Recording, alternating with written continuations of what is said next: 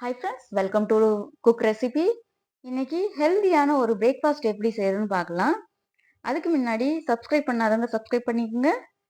கூடவே bell button press பண்ணிக்கோங்க. இன்னைக்கு முட்டை சலாத் எப்படி செய்யறதுன்னு பார்க்கலாம். எக் சலாத்துக்கு முட்டை ஒரு 6 முட்டை, 4ல இருந்து ஒரு 6 முட்டை எடுத்துக்கோங்க. முட்டையை எப்பவுமே ஃபர்ஸ்ட் கழுவி எடுத்துக்கோங்க. முட்டை லேசா உடஞ்சிருந்தா கூட அதை அவிக்காதீங்க. அது லீக் ஆயிரும். அதனால முட்டையை எப்பவுமே உடையாத முட்டையை எடுத்து இந்த பாருங்க உடைஞ்சிருக்கு, லேசா விட்டுருக்கு பாருங்க. இந்த முட்டை அவிச்சிங்கனாலும் உங்களுக்கு முழு முட்டை கிடைக்காது. அதனால எப்பவுமே முட்டையை உடையாத முட்டையை எடுத்துக்குங்க. கிளீன் பண்ணி எடுத்தாச்சு. முட்டையை இப்போ ஒரு பாத்திரத்துல, எந்த பாத்திரத்துல அவிக்க போறீங்களோ அந்த பாத்திரத்துல மாத்திக்குங்க. உங்களால எவ்வளவு சாப்பிட முடியுமோ அதுக்கு ஏத்தாப்புல முட்டை எடுத்துக்குங்க. 6 முட்டை இல்ல 4 முட்டை இல்ல 10 முட்டை, எவ்வளவு சாப்பிட முடியுமோ அவ்வளவு எடுத்துக்குங்க. இது totally protein and minerals and விட்டமின்ஸை அப்சர்வ் பண்றதுக்காக இந்த ரெசிபியில முழுக்க முழுக்க உங்களுக்கு புரோட்டீனும் விட்டமின்ஸும் கிடைச்சிரும். சுவிட்ச் ஆன் பண்ணுங்க. முட்டை வேக வைங்க. வேக ஆரம்பிக்கையில தண்ணி கொதிக்க ஆரம்பிக்கையில சுவிட்ச் ஆஃப் பண்ணிடுங்க. முட்டையை எப்பவுமே ரொம்ப நேரம் வேக வைக்காதீங்க. அதிகபட்சம் முட்டை வேகிறதுக்கு 10 இல்ல 15 நிமிஷம் போதும். சுவிட்ச் ஆஃப் பண்ணுங்க. தண்ணி கொதிக்க வரையில நான் ஆஃப் பண்ணிட்டேன். ஒரு 10 நிமிஷம் வெயிட் பண்ணுங்க. அதுக்குள்ள முட்டை வெந்துடும். இதறுதி பார்க்காத ஒரு ஸ்பெஷலான ஒரு விஷயம் சொல்றேன். முட்டையை நீங்க இதறுதி கண்டினியூவா நீங்க ஒரு வெந்த பிறகுதான் நீங்க ஆஃப் பண்ணிருப்பீங்க. ரொம்ப நேரம் கொதிக்க வச்சிருப்பீங்க. இந்த மாதிரி யாரெல்லாம் பண்ணிருக்கீங்களோ அவங்க எஸ்ன்னு கமெண்ட் பண்ணுங்க. எவ்வளவு நேரம் முட்டையை பாயில் பண்ணீங்கன்னு எனக்கு கமெண்ட் பண்ணுங்க. 10 நிமிஷமே போதும். முட்டையை கொதிக்க ஸ்டார்ட் பண்ணையில நீங்க சுவிட்ச் ஆஃப் பண்ணிட்டீங்கன்னா அதுக்கடுத்து ஒரு 6 நிமிஷமோ ஒரு 10 நிமிஷமோ போதும். 6 நிமிஷத்துல ஆஃப் பாயில் கிடைக்கும். 10 நிமிஷம் வச்சீங்கன்னா நல்லா வெந்திருக்கும். அதனால முட்டையை தனியா வேக வைக்கிறதுக்குன்னு நிறைய நேரம் எடுத்துக்கிற தேவையில்லை. இந்த மெத்தட்ல முட்டையை அவிங்க உங்களுக்கு தேவையான சத்து கரெக்டா கிடைக்கும். முட்டையில உள்ள சத்து இழக்காம உங்களுக்கு முழு சத்தும் கிடைக்கும். முட்டையை ஃபுல்லா கட் பண்ணாம ஒரு 4 கீரல் போடுங்க முட்டையில. எல்லா முட்டையுமே கீறி வச்சுக்குங்க. மொத்தமா கட் பண்ணிக்குங்க. எப்படி கட் பண்ணுமோ கட் பண்ணிக்குங்க. முட்டையை உரிக்கிறதுக்கு லைட்டா தட்டிட்டு அப்படியே உருட்டுனீங்கன்னாவே முட்டை ஓடு மொத்தமா பேந்துட்டு வந்துடும். இது முட்டை நல்லா இருந்தா மட்டும்தான் இந்த மாதிரி பண்ண முடியும். நல்லா வெந்திருக்கணும். முட்டை புது முட்டையா இருக்கையில இந்த மாதிரி உருட்டுனீங்கன்னாவே முட்டையோடைய ஓடு ஈஸியா பேந்துட்டு வந்துடும். எல்லா முட்டையும் உரிச்சு எடுத்துக்குங்க. எல்லா முட்டையுமே மஞ்சக்கரு பாருங்க, ரொம்ப வெந்திருக்கல, நல்லா மைல்டான எல்லோல இருக்கு.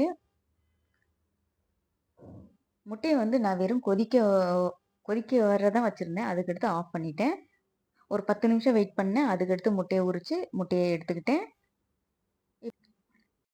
வெஜிடபிள்ஸ் எடுத்துக்கோங்க. வெஜிடபிள்ஸ் எந்த வெஜிடபிள் உங்களுக்கு சாப்பிட பிடிக்குமோ பச்சையா அந்த வெஜிடபிள்ஸ் எடுத்துக்கோங்க. நான் பீட்ரூட் எடுத்திருக்கேன். பீட்ரூட் தோல் சீவிக்குங்க.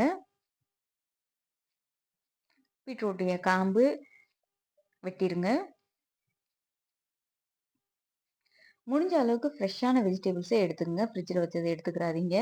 உங்களுக்கு தேவையான முழு நியூட்ரிஷனும் இந்த ரெசிபியிலிருந்து உங்களுக்கு கிடைக்கும். ஒரு நாளைக்கு தேவையான புரோட்டீனும் விட்டமின்ஸ் இந்த ரெசிபி சாப்பிடையில உங்களுக்கு கிடைச்சிரும். தனியாக பிரேக்ஃபாஸ்ட்டில் செய்ய தேவையில்லை, இல்லை டின்னர் செய்ய தேவையில்லை.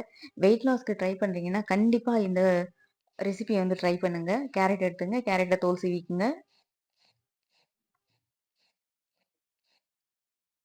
எல்லாமே கழுவிட்டு நீங்க தோல் சீவிக்குங்க. காம்பை நறுக்கிருங்க.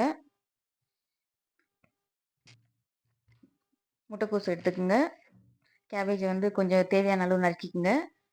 சுத்தமான தண்ணியில எல்லா வெஜிடபிள்ஸையும் கழுவி எடுத்துக்குங்க. எப்பவுமே வெஜிடபிள்ஸை கழுவியே எடுங்க. அதுவும் நீங்க பச்சையா சாப்பிட போறீங்கன்னா மஞ்சளும் உப்பும் சேர்த்து கண்டிப்பா கழுவுங்க. வேக வைக்க போறீங்கன்னா இந்த அளவுக்கு நீங்க உப்பு இதெல்லாம் சேர்த்து சுத்தம் பண்ணணும்னு அவசியம் இல்லை. ஆனா பச்சையா சாப்பிடையில கண்டிப்பா நீங்க இந்த மாதிரி விஷயம் பண்ணிதான் ஆகணும். கொத்தமல்லி இலையும் அதே போல அலசி எடுத்துங்க, அதே உப்பு தண்ணியில. இப்ப ஸ்லைஸ் பண்ணுங்க. நீல வாக்குல வெட்டுங்க. கேபேஜ் நல்லா நீள நீளமா வெட்டிக்குங்க. உங்களுக்கு எப்படி வருமோ எப்படி பிடிக்குமோ அதே மாதிரில வெட்டிக்குங்க. இந்த மாதிரி வெட்டையில ஒரு நல்லா ஸ்டைலிஷா இருக்கும். டெக்கரேட் பண்றதுக்கு நல்லா இருக்கும். வெங்காயத்தையும் அதே போல ரொம்ப மெல்லிய ஸ்லைஸா வெட்டிக்குங்க. வெங்காயத்த எல்லாத்தையும் நம்ம ஒவ்வொன்னா தனித்தனியா ஆக்கிருவோம். அதனால நல்லா ஸ்லைஸ் பண்ணி ஒவ்வொரு இதெல்லாம் எடுத்துக்குங்க.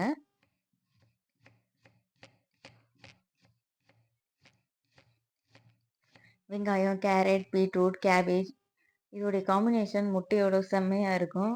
உங்களுக்கு வெஜிடபிள் சாப்பிட ரொம்ப பிடிக்கும்னா, நீங்க எக்ஸ்ட்ரா வெஜிடபிள்ஸ் கூட ஆட் பண்ணிக்கலாம். உங்களால எவ்வளோ சாப்பிட முடியுமோ. இதனால ஃப்ளேவர் எதுவும் மாறாது.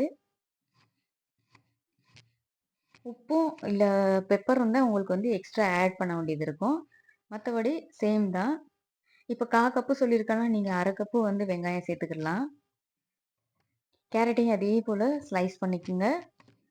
நல்லா குச்சி மாரில நீள வாக்குல சின்ன சின்னதா நறுக்கிக்குங்க.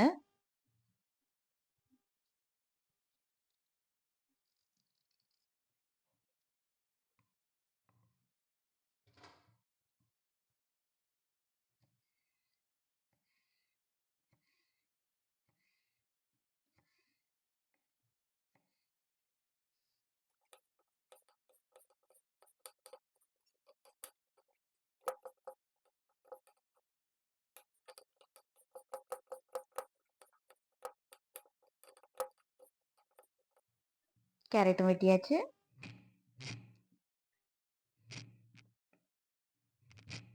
பீட்ரூட்டையும் நல்லா குச்சியா ஸ்லைஸ் பண்ணி எடுத்துக்குங்க. குச்சி குச்சியா நறுக்கிக்குங்க. மெல்லிசா வெட்டிக்குங்க. பீட்ரூட் சேர்க்கையில டேஸ்ட் நல்லா இருக்குமா என்னன்னு கேட்டிங்கன்னா, சூப்பரா இருக்கும்.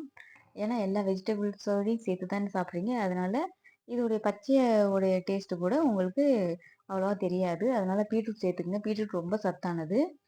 உங்களுக்கு ஒரு நாளைக்கு தேவையான நியூட்ரிஷனையும் இது ஃபுல்ஃபில் பண்ணும். கொத்தமல்லி இலையும் நல்லா பொடியா நறுக்கிக்குங்க. இது ஃப்ளேவருக்காக. எப்பவுமே கொத்தமல்லி இலைய பச்சையா சாப்பிட போறீங்கன்னா, கண்டிப்பா மஞ்சள், உப்பு சேர்த்து நல்லா கழுவிட்டு, அதுக்கடுத்து நீங்க வெட்டுங்க. இப்போ முட்டைய ஸ்லைஸ் பண்ண முட்டைய ஆட் பண்ணுங்க. மஞ்சக்கரு ரொம்ப சாப்பிடக்கூடாது. ஒரு முட்டையில உள்ள மஞ்சக்கரு சாப்பிட்டா போதும். மீதி முட்டையில உள்ள மஞ்சக்கரு சாப்பிடாதீங்க. வெறும் ஒயிட்டு இது மட்டும் எடுத்துக்கங்க. கொலஸ்ட்ரால் லெவல் அதிகமா இருக்கிறனால மஞ்சக்கரு நெறைய எடுத்துக்க கூடாது. ஒயிட் மட்டும் எடுத்துக்கங்க. அதிகம் புரோட்டீன் உள்ளது.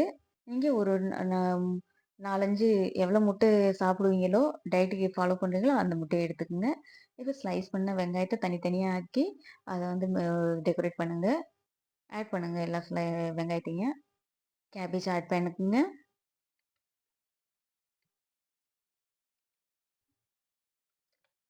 கேரட் ஆட் பண்ணிக்கங்க. பீட்ரூட் ஆட் பண்ணிக்கங்க. கொத்தமல்லி இலைய ஆட் பண்ணிக்கங்க. இன்னும் சில வெஜிடபிள்ஸ் உங்களுக்கு புடிச்சிருந்துச்சுன்னா, அதையும் ஆட் பண்ணிக்கங்க. இருந்துச்சுன்னா, உங்களால பச்சையா சாப்பிட முடியும்னா, இந்த வெஜிடபிள்ஸ் நீங்க அதிகமாவும் யூஸ் பண்ணிக்கலாம். உப்பு அப்படியே தூவி விடுங்க மேல. மிளகுத்தூளையும் அப்படியே தூவி விடுங்க. இது சூப்பரா இருக்கும் ஃப்ளேவரு.